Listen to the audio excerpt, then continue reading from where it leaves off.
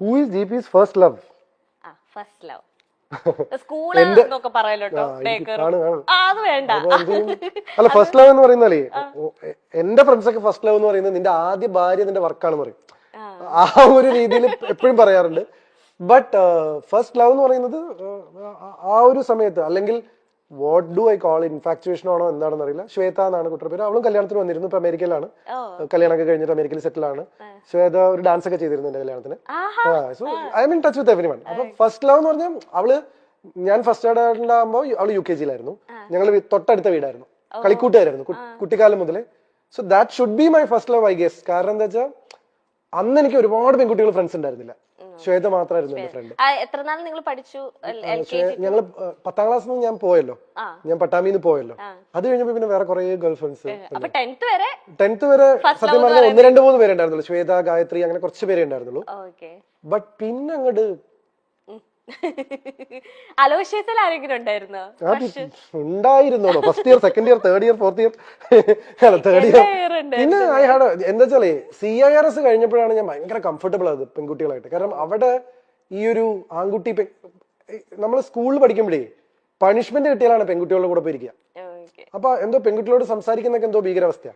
പക്ഷെ വീട്ടിലത് പ്രശ്നമില്ല, കാരണം ഫാമിലി ഫ്രണ്ട്സാ ശ്വേതയായിട്ട്. അപ്പൊ ഇവളോട് സംസാരിക്കുമ്പോ കളിയാക്കാരുമില്ല. പിന്നെ കുറെ കഴിയുമ്പോൾ ആൾക്കാർ കളിയാക്കി തുടങ്ങി. കാരണം എന്നെ ഇവളും ഞങ്ങൾ രണ്ടുപേരും ഒരുമിച്ച് വരുന്നൊക്കെ കണ്ടിട്ട് പിന്നെ അങ്ങനെ അത് പിന്നെ ഗേൾ ഫ്രണ്ട് ഇല്ല എന്ന് പറയുന്നത് കുറച്ചിലായി തുടങ്ങി. അപ്പൊ എന്റെ അടുത്ത് ആരെങ്കിലും ആരാ ഗേൾ ഫ്രണ്ട് ചോദിക്കുമ്പോൾ ശ്വേതയാണെന്ന് പറയും. കാരണം ഇത് ഭയങ്കര പ്രശ്നമാണ്, പെൺപിള്ളേരോട് സംസാരിച്ചതും നടക്കേടാണ്, ഗേൾ ഫ്രണ്ട് ഇല്ല എന്ന് പറഞ്ഞാൽ പ്രശ്നമാണ്. അപ്പൊ അങ്ങനെയൊക്കെയുള്ള ഒരു സ്പേസിംഗ് ആയിരുന്നു. CIRS എന്താന്ന് വെച്ച് കഴിഞ്ഞാൽ ഞാൻ പറഞ്ഞില്ലേ, ബോംബെ ക്രൗഡ് ആയിരുന്നു, കോസ്മോപൊളിറ്റൻ ക്രൗഡ് ആയിരുന്നു, അമേരിക്കൻ സ്റ്റുഡൻസ് ആയിരുന്നു. ഇവർക്ക് ഈ ബോയ്സ് ഗേൾസിന്റെ ഇത് ഭയങ്കര കുറവാ. തോളിലൊക്കെ വന്നു കഴിഞ്ഞാൽ ഞാൻ ആദ്യമൊക്കെ വേർക്കുമായിരുന്നു. അത് കഴിഞ്ഞ അലോഷൻസ് പോയപ്പോ എനിക്ക് ഇൻഹിബിഷൻ പോയി. അപ്പൊ എനിക്ക് ബോയ്സും ഗേൾസ് ഒക്കെ ഒരുപോലെ. അങ്ങനെ ഞാൻ കൂടുതൽ പെൺകുട്ടികളോട് കംഫർട്ടബിൾ ആകുന്നു. ലൈക്ക് എപ്പോഴും എനിക്കൊരു പ്ലസന്റ്നെസ് ഉണ്ടായിരുന്നു. പക്ഷെ അതും കൂടെ കഴിഞ്ഞോട് കൂടിയിട്ട് പിന്നെ ഫ്രണ്ട്സും ഗേൾസും ലവും ഒക്കെ അത്രയാണ്. ഞാൻ കമ്മിറ്റഡ് റിലേഷൻഷിപ്പിലായിരുന്നില്ല കേട്ടോ. ലൈക്ക് അത് ഞാൻ എടുത്ത് മുമ്പും പറഞ്ഞിട്ട് ഇപ്പോഴും പറഞ്ഞിട്ട്, ലൈക്ക് അങ്ങനെ ആയിരുന്നെങ്കിൽ എന്റെ കല്യാണം എപ്പോഴും കഴിഞ്ഞാണ്. Like I was always in A confused space. ഈ കുട്ടിയാണോ, ഈ കുട്ടിയാണോ, ആ കുട്ടിയാണോ, ഈ കുട്ടിയാണോ, എന്തൊക്കെ സംഭവിക്കുന്ന ചോദ്യം ആ ലൈനാണ്. ഇപ്പൊ ഡീപ്പ് ഡാൻസിൽ ഒരുപാട് ഇങ്ങനെ ലൈക്ക് എല്ലാരും ഏറ്റെടുത്തതിനപ്പോ ഒരുപാട് ഗേൾസ് ഫാൻസ് വന്നിട്ടുണ്ടല്ലോ. അപ്പൊ അതില് ആരെങ്കിലും ഇങ്ങനെ കണ്ടിന്യൂസ്ലി ലൈക്ക് ചേട്ടൻ മെസ്സേജ് അയക്കേ, കോൾ ചെയ്യേ, അങ്ങനെയൊക്കെ നിന്ന് ആരെങ്കിലും ഉണ്ടോ? കോളും ചെയ്തിരുന്നില്ല. എന്റെ നമ്പർ ഒന്നും മാർക്ക് കിട്ടിയാലും ഞാനിപ്പോ തന്നെ അത്രയും ഞാൻ ഹാൻഡിൽ ചെയ്യില്ലായിരുന്നു. പക്ഷെ I use to get letters എന്നോ, വീട്ടിലേക്കൊക്കെ കത്തുവരായിരുന്നു. ഞാൻ ഇൻസ്റ്റാഗ്രാം ഒരു സമയത്ത് അല്ല, ഇൻസ്റ്റാഗ്രാം അല്ല, ഫേസ്ബുക്ക് ഒരു കാലത്ത് സ്ഥിരമായിട്ട് നോക്കുമായിരുന്നു. പിന്നെ പേടിയാവാൻ തുടങ്ങി. ആൾക്കാർ ജീവിച്ചേട്ടൻ കല്യാണം വെച്ചാൽ ഞാൻ ആത്മഹത്യ എന്നൊക്കെ പറയുന്ന അന്നത്തെ കാലത്ത് അങ്ങനത്തെ കുറെ മെസ്സേജ് ഒക്കെ. പിന്നെ ചോരയിലൊക്കെ കത്തുവരായിരുന്നു. ഇപ്പോഴൊന്നുമില്ല, D4 സമയത്ത് ഇതൊക്കെ ഉണ്ടായിരുന്നു. അപ്പൊ അതൊക്കെ കയ്യിൽ നിന്ന് പോകുന്നു തോന്നിയപ്പോ പിന്നെ എനിക്ക് പരിചയമില്ലാത്ത ഒരാളായിട്ട് ഭയങ്കര ബുദ്ധിമുട്ടാ ടു സ്ട്രൈക്ക് എ കോർഡ്. എന്റെ ബെസ്റ്റ് ഫ്രണ്ട്സ് അല്ലെങ്കിൽ ഞാൻ സ്വാതന്ത്ര്യം എടുക്കുക, എനിക്ക് എന്നെ അറിയാം എന്ന് തോന്നുന്ന എന്റെ സുഹൃത്തുക്കളുടെ അടുത്ത്, എന്റെ സുഹൃത്തുക്കളുടെ അടുത്ത് പോലും ഞാൻ എടുക്കില്ല. എന്നെ അറിയാം എന്ന് തോന്നുന്ന ആൾക്കാരുടെ അടുത്താണ് ഞാൻ റിലാക്സ്ഡ് ആവുക. അത് വളരെ ക്ലിയർ ആണ്. എന്നുവെച്ചാൽ എന്റെ ജസ്റ്റ് ഒരു ഫ്രണ്ടിന്റെ അടുത്ത് ഞാൻ അങ്ങനെ പാറിപ്പറന്ന് നടക്കില്ല. പക്ഷെ എന്നെ അറിയാം എന്ന് പറയുന്ന ഒരു സെഗ്മെന്റ് ഓഫ് ഫ്രണ്ട്സ് ഇല്ലേ, ഈ പറയുന്ന പേളി, ദിവ്യ പിള്ളി, മിയ എന്നൊക്കെ പറഞ്ഞ അവർ, അഞ്ജു കുര്യൻ, അവരുടെ അടുത്തൊക്കെ ഞാൻ വേറെ സെൽഫാണ്. Where is GP's happiness? In whatever GP does. That is what my happiness is. Like ഞാൻ എന്റെ ഹാപ്പിനെസ് കണ്ടെത്തുന്നത് അല്ലെങ്കിൽ സ്പേസിങ്, ഞാൻ ചെയ്യുന്ന കാര്യങ്ങളിലുള്ള എന്റെ ഇൻവോൾവ്മെന്റ് ആണ് എന്റെ ഹാപ്പിനെസ്. ഇപ്പൊ എന്റെ ഹാപ്പിനെസ് കെന്ന ഷോ ആണ്. So that's how define my self. ഇപ്പൊ ഇതാണ് എന്റെ ഹാപ്പിനെസ്. അങ്ങനെ എനിക്ക് ഹാപ്പി ആവാൻ പറ്റുള്ളൂ. ഫോർ എക്സാമ്പിൾ എന്റെ ഒരു എലമെന്റ് ഓഫ് ഇത് ശരിക്കും ബ്രേക്ക് ചെയ്യാൻ പാടില്ല. ഐ ഡോണ്ട് നോ, ഞാൻ കെന്നയ്ക്ക് മനസ്സിലാൻ വേണ്ടി മാത്രം പറയാം. എന്തുകൊണ്ടാണ് ഞാൻ എന്റെ ഇൻവോൾവ്മെന്റിലെ ഹാപ്പിനെസ് എന്ന് പറഞ്ഞതെന്ന് വെച്ച് കഴിഞ്ഞാൽ, ഇവിടെ ഞാൻ 100% ഞാൻ ഇവിടെയാണ്. അപ്പൊ കെന്ന ഷോ എന്ന് പറയുമ്പോൾ കെന്നയുടെ മുഖത്ത് ഒരു റെസ്പോൺസ് വരണമായിരുന്നു. പക്ഷെ കെന്നയുടെ ചെവിയിൽ ഒരു ഇൻസ്ട്രക്ഷൻ വന്നുകൊണ്ടിരിക്കുകയായിരുന്നു ഞാനിത് പറഞ്ഞപ്പോ. മനസ്സിലായോ? ഇത് എന്റെ ഇന്റലിജൻസ് കൂടിയാണ്. ഇതിപ്പോ എങ്ങനെയാ ജിപിച്ചേട്ടൻ മനസ്സിലാക്കിയെന്ന് കെന്ന ആലോചിക്കും. ഇത് പറഞ്ഞപ്പോ കെന്നയുടെ മുഖത്തൊരു തെളിച്ചം വന്നു. ഇതാണ് ഒരു അവതാരകനായിട്ടുള്ള ജിപിയുടെ ഹാപ്പിനെസ്. മനസ്സിലായില്ലേ? എന്ന് വെച്ച് കഴിഞ്ഞാൽ അത്ര അറ്റൻറ്റീവ് ആണ് ഞാൻ ഇവിടെ ഷോയില്. എന്ന് വെച്ചാൽ കെന്ന ഷോ എന്ന് പറഞ്ഞു കഴിഞ്ഞപ്പോ എനിക്കറിയാം എന്റെ ഓഡിയൻസിൽ നിന്ന് റെസ്പോൺസ് വരുന്നു. അത് വരുന്നില്ല. എന്തുകൊണ്ട് വന്നില്ല? അപ്പൊ കെന്നയ്ക്ക് എന്തോ ഒരു ഇൻസ്ട്രക്ഷൻ കിട്ടിയിട്ട് പുറത്തുനിന്ന്. ആ ക്വസ്റ്റ്യൻ ആണ് അടുത്ത് കെന്ന എന്റെ അടുത്ത് ചോദിക്കാൻ പോകുന്നത്. Is this long 37 years? ചോദിച്ചോളൂ. ഓക്കെ, ഇനി ഞാനൊന്ന് ചോദിക്കണ്ടല്ലോ. എടാ, സ്റ്റേറ്റ് അവാർഡ് അവതരണത്തിൽ കിട്ടാതെ എളുപ്പമുള്ള കാര്യമല്ല. ഞാനൊരു ദിവസം ഇങ്ങനെ കേട്ടു പോയി, പകച്ചു പോയി എന്നൊക്കെ പറഞ്ഞു. അല്ല, this is A tip for you അതെ, ആസ് എ ആങ്കർ. മനസ്സിലായില്ലേ? ഇതൊരു ഇത് ദിസ് ഇസ് മൈ ഹാപ്പിനെസ്. ഇത് സ്കോർ ചെയ്തു. This is GP's happiness.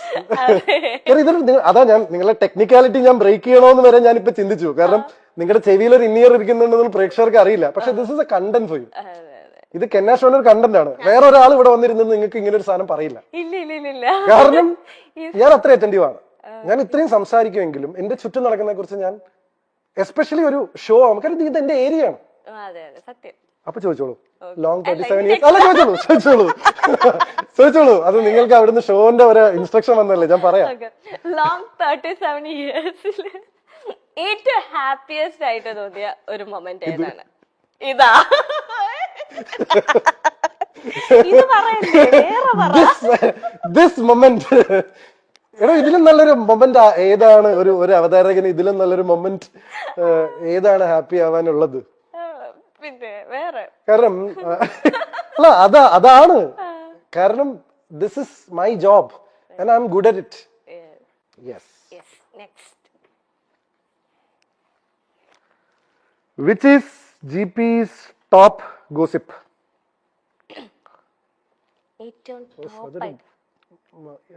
ഞാൻ പക്ഷേ ഇല്ലേ, ഇന്ന് പണ്ടത്തെ ഒരു ഇന്റർവ്യൂല് ജസ്റ്റ് കേട്ടോണ്ടിരുന്നപ്പോഴത്തേനും കമന്റ്സും ജസ്റ്റ് ഞാൻ സ്ക്രോൾ ചെയ്തതാ. അപ്പൊ അതിലൊരു എന്തോ ഒരാള്, വ്യക്തിയുടെ പേരൊന്നും എനിക്ക് ഓർമ്മയില്ല, നല്ല ഡീറ്റെയിൽ ആയിട്ട് GP ചേട്ടന്റെ പേളി ചേച്ചിയുടെ ഒക്കെ അറിയുന്ന രീതിയിൽ പേളിയും GPയും ഇഷ്ടത്തിലായിരുന്നു. പിന്നെ അവരെന്തോ പിണങ്ങി, പിന്നെ അതുകൊണ്ടാണ് അവര് കെട്ടാത്തത്. അത് ഞാൻ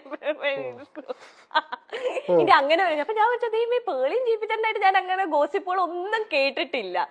അപ്പൊ ആ കമന്റിൽ എന്തോ ഗോസിപ്പ് ഉണ്ടായിരുന്നു. എനിക്ക് തോന്നുന്നു എനിക്ക് മേജർ ആയിട്ടുള്ള എനിക്കിതിൽ ഏതാ മെയിൻ ദിവ്യപിള്ള, ഇതിൽ ഏതാണോ ടോപ്പ് ഗോസിപ്പുകൾ ഇഷ്ടംപോലെ ഉണ്ട്. എനിക്കത് മിയ ചേച്ചി ആയിട്ടായിരിക്കും. പക്ഷെ എന്താ അറിയോ, ദിവ്യപിള്ളയുടെ ഗോസിപ്പിന്റെ സമയത്ത് സോഷ്യൽ മീഡിയ സ്ട്രോങ് ആയിരുന്നു. അപ്പൊ അത് ഭയങ്കരമായിട്ട് ആഘോഷിക്കപ്പെട്ടു. അതിനാണ് ഞാൻ ആദ്യമായിട്ട് ജീവിതത്തിൽ ഒരു എക്സ്പ്ലനേഷൻ കൊടുത്തത്. നിങ്ങൾ ആ കണ്ടത് കല്യാണമല്ല, മീഡിയ കാര്യത്തിൽ ഞാൻ എക്സ്പ്ലനേഷൻ കൊടുത്തു വന്നിട്ടില്ല. അപ്പൊ എനിക്ക് ടോപ്പ് ഗോസിപ്പിൽ ശരിക്കും സ്റ്റാറ്റിസ്റ്റിക്സ് എടുത്തു നോക്കണം. പക്ഷെ മീയുടെ എന്ന് വെച്ചാൽ കുറച്ച് കാലമായിട്ട് നിന്നുകൊണ്ട് മീയുടെ കല്യാണം എന്റെ കല്യാണം കഴിഞ്ഞിട്ട് രണ്ടുപേരും അവരവരുടെ കല്യാണങ്ങൾ അറ്റൻഡ് ചെയ്തിട്ട് ഇപ്പൊ നിൽക്കുമ്പോഴാണ് ഓ ഇത് ട്രൂ ഫ്രണ്ട്ഷിപ്പ് ഗോൾസ്. ഇത് ഞാൻ നേരത്തെ പറഞ്ഞു കഴിഞ്ഞാൽ ഓ അതാണ് പ്രശ്നം. How much is GP's net വർത്തോ?